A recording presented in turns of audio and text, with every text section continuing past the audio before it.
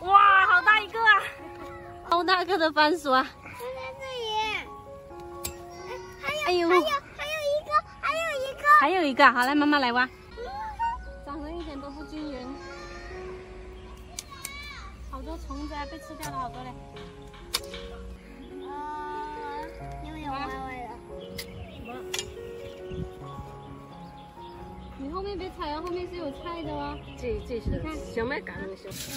昨天我自己挖了几个番薯，今天又去市场买了一个芋头，等会我们来做一个甜汤。把泥沙洗干净，再刨去皮。我发现这边的番薯呢，都是长得圆嘟嘟的，特别大个。看看这个，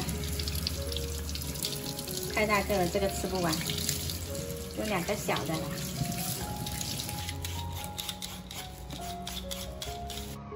这么大的芋头我要不了那么多，半个就好。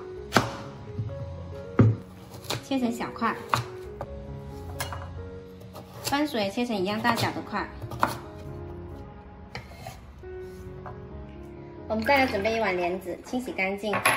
莲子不需要浸泡，浸泡过后的莲子剥出来是硬心的，不够粉哦。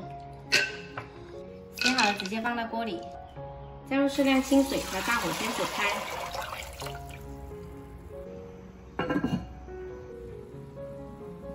莲子煮开了有5分钟，我们来加半碗西米露，一边倒一边用筷子搅散，才不会凝成块。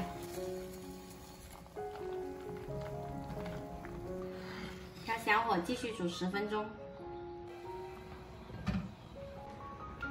接着我们把番薯跟芋头加进来，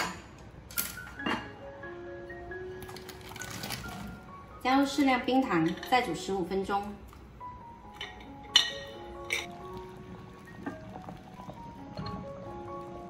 好了，我们的番薯莲子糖水做好了，可以关火喽。